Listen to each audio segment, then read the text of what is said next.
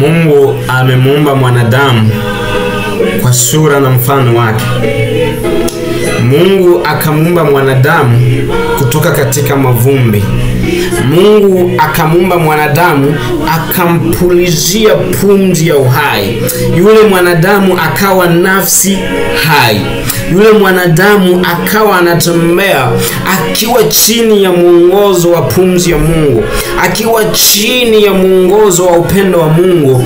Akapewa mwongozo wa kuishi, akapewa utaratibu, akapewa mfumo ambao akienenda katika huo atabarikiwa.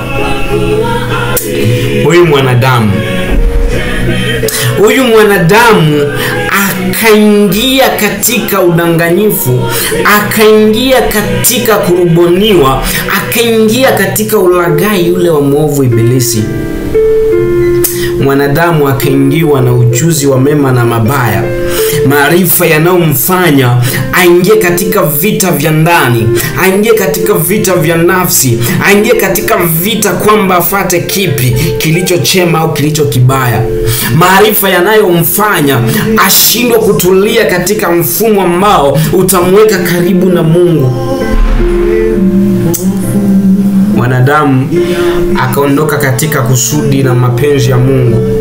Huyu mwanadamu akatoka katika eneo Bwana alilokuwa amemwandalia, mahali palipokuwa na utulivu, mahali palipokuwa na nguvu ya Mungu katika maisha yetu. Huyu mwanadamu, lakini Mungu hakuishia hapo. Kwa upendo alionao, akafungua neema. Ile neema inakuja kwa mtu, inamtoa katika vile vifungo vya laana, inamtoa katika ule mfumo ambao unamtoa katika amani ambayo Mungu alikuwa amemwekea. Neema inakaa kwa mtu. Na kwa kuwa mwanadamu aliumbwa katika chipukizi la pumzi ya Mungu, basi anakuwa na shauku, anakuwa na uhitaji wa kuketi pamoja na Mungu. Lakini ile nguvu ya dhambi ambayo imekaa ndani yake inazidi kumvuta na kumtenganisha. Lakini Mungu akaweka formula, Mungu anaweka utaratibu. Wahitaji wawili. Natamani tukapate kuwaona wahitaji wawili ambao wanatamani kurudi katika mfumo wa Mungu, lakini kuna vizuizi wanavipitia, lakini kuna vitu ambavyo vinawavuta wasisogee katika kusudi la Mungu. Wahitaji wawili. Mhitaji wa kwanza tukamuone katika Mathayo 19.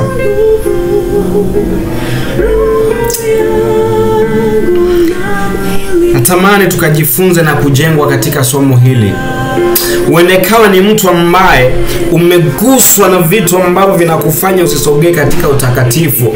Umeguswa na vitu ambavyo vinakufanya usisogee katika nafasi ya Mungu. Lakini kuna mwongozo ambao Mungu anatupa. Kuna namna ambavyo Mungu anatuelezea jinsi gani tunapaswa kusogea na kudumu katika neema yake. Uendekawa umefungwa na dhambi ya uzinzi, umefungwa na dhambi ya uongo, umefungwa na ulevi. Unahisi ya kwamba mbona kama nimerogwa, unahisi ya kwamba kitu gani kimenigusa, mbona mimi zina na mimi siwezi nikakaa muda mrefu pasipo kuwa na tamaa ya zina, siwezi kukaa muda mrefu pasipo kutamani ugomvi, siwezi kukaa muda mrefu pasipo kutukanana na watu. Kuna namna Mungu anataka ukae. Kuna namna Mungu anasema na wewe moyoni. Unahisi mvuto kwamba haya sio maisha yangu, lakini kwa nini siwezi kuyaacha? Unahisi ya kwamba this is not my life, lakini kwa nini siwezi nikaondoka kwenye hii njia? 19 Mathayo. Ikawa Yesu alipomaliza maneno hayo, akatoka Galilaya, akafika katika eneo la Yudea ng'ambo ya Yordani. Makutano mengi wakamfuata, akawaponya huko. Mstari wa 3. Basi Mafarisayo wakamwendea wakamjaribu, wakimwambia, je, ni halali mtu kumwacha mkewe? Yesu anakutana na makutano wanamfuata. Wanapokuwa akimfuata, wengine Mafarisayo wanakuja na maswali. Wanakuja wakimhoji maswali. Na Yesu akawajibu, na Yesu akawaelekeza, lakini haikuishia hapo. Mstari wa 13, Yesu anawabarikia watoto.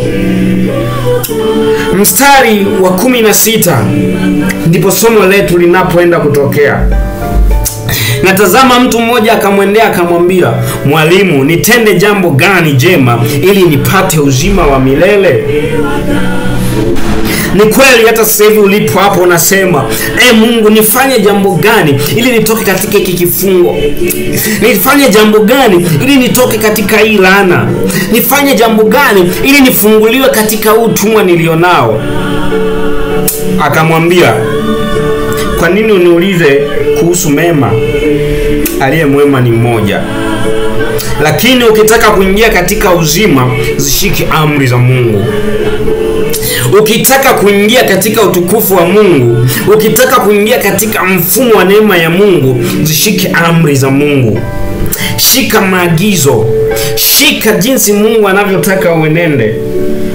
Na katika Isaya anasema ya kwamba na uenende kwa shuhuda na sheria. Kama uenendi sawasawa na neno hili, basi kwa hakuna asubuhi. Inamaanisha nini? Inamaanisha ili kama tunataka kutembea katika utukufu wa Mungu, tunataka kutembea katika ukamilifu wa Mungu, tunatakiwa tushike sheria za Mungu. Inabidi tushike neema ya Mungu ambayo imefunuliwa kwetu, inayotufunulisha kukataa ubaya, kufundisha kukataa dhambi, ambayo dhambi ni uasi. Uasi ni kuenenda kinyume na sheria, mfumo na taratibu alizoziweka Mungu.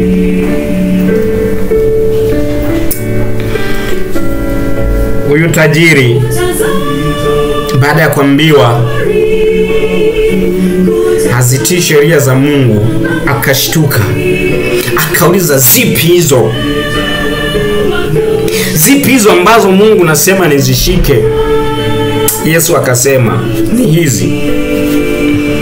Anaturudisha katika Kutoka 20. Usiue, usizini, usiibe, usishuhudie uongo, mpende jirani yako kama nafsi yako. Yule kijana akamwambia, mwalimu, haya unayoniambia nimeyashika toka nikiwa mdogo. Mwalimu, haya unayoyasema mimi nimeyafanya. Kama kanisani ninaenda sana. Mimi sio mwizi.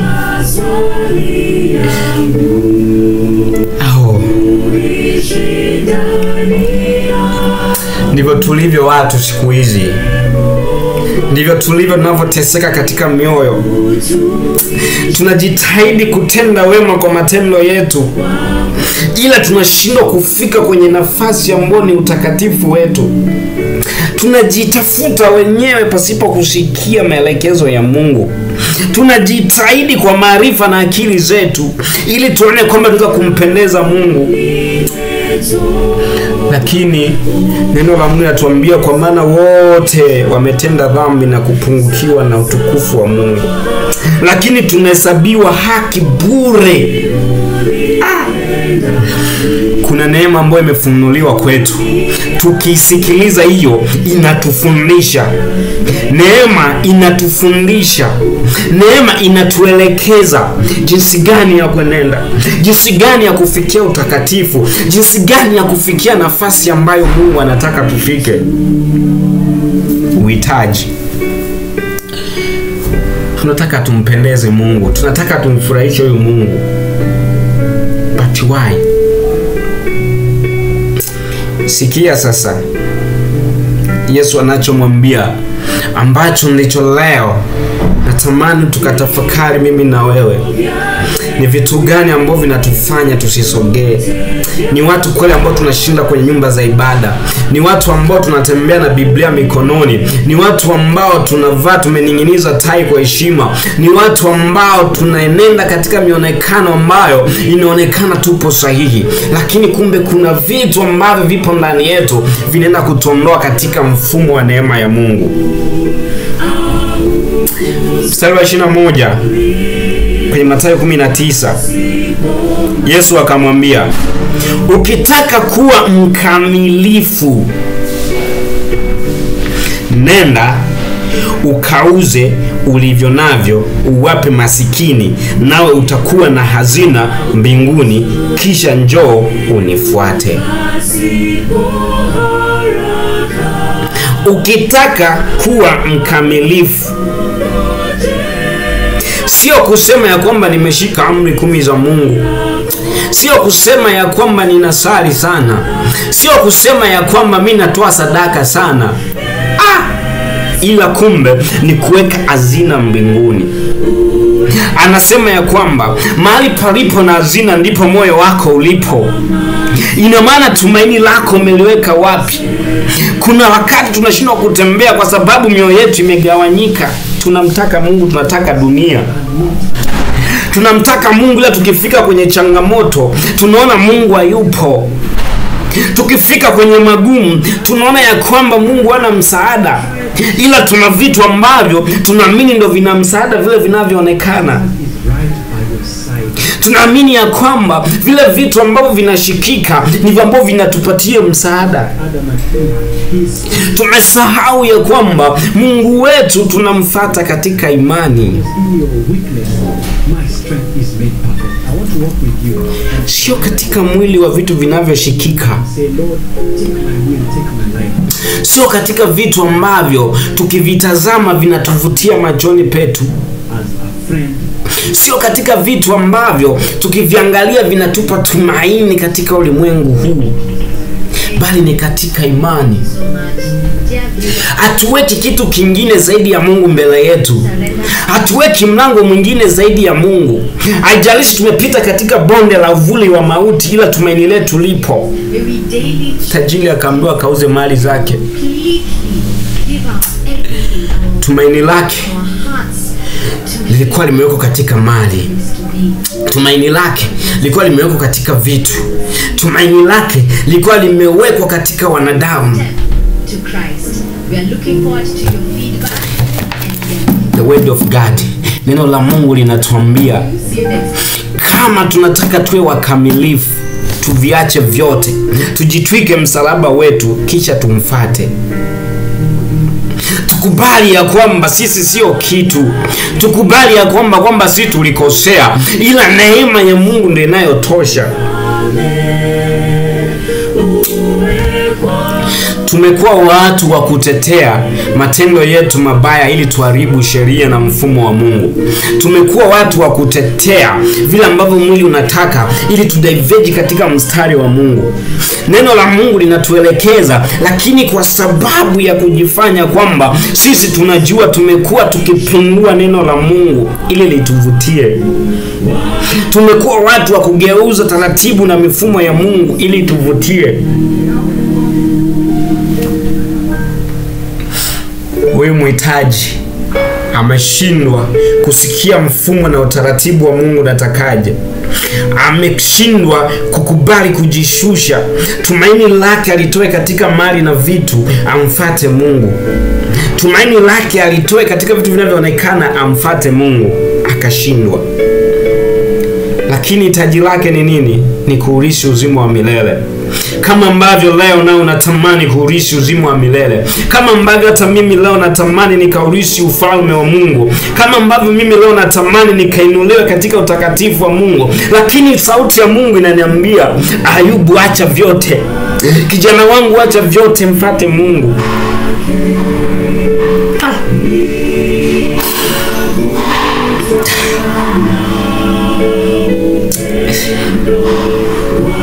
Kitu gani ambacho umekiweka kama starehe yako?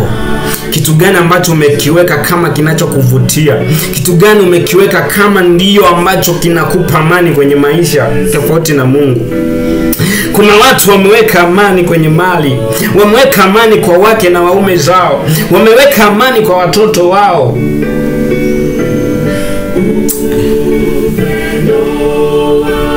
Kuwa mhitaji tofauti na huyu. Kuwa mhitaji tofauti na huyu tajiri, ila ukubali kujitwika msalaba wako na umfuate Yesu. Ukubali kujitwika msalaba wako na umfuate Mungu. mimi na wewe ni wahitaji. Mimi na wewe hatujakamilika. Mali zinaisha. Wake kuna wakati watakusaliti. Wake kuna wakati watakufa, tobaki wenyewe. Mume kuna wakati ataondoka. Watoto kuna wakati watakukana. Lakini God will be there with you. Lakini Mungu atakuwa na wewe hapo ulipo. Hebu tuweke tumaini letu.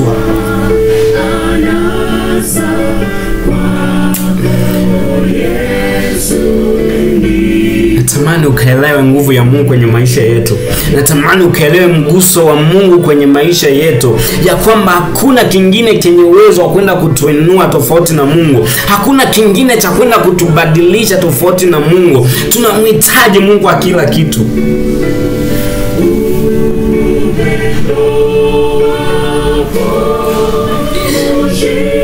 Kuna wakati ibada zetu zimekuwa za chini. Kuna wakati uaminifu wetu umekuwa wa chini, kwa sababu hatumuoni Mungu mbele, kwa sababu hatumuoni Kristo mbele, ila tunaona vile vitu ambavyo tumeviwekea matumaini. Tunaona ya kwamba pesa ndio kila kitu cha kutuletea ushindi katika maisha yetu. Tunasahau ya kwamba walikuwepo wenye mali nyingi na wakaondoka. Walikuwepo wenye wake wazuri lakini leo wanalia. Walikuwepo wenye waume wazuri lakini leo hawapo. Walikuwepo wenye watoto wazuri lakini mwisho wa siku wakabaki wao peke yao. Mimi na wewe siku ya leo tukatafute kumpendeza Mungu, tukatafute kutii sheria za Mungu, na wala sio kuweka vitu vingine kwenye nafasi ya Mungu. Mungu akakutie nguvu. Mungu akatutie nguvu. Mungu akatuinue na kutubarikia katika jina la Yesu Kristo.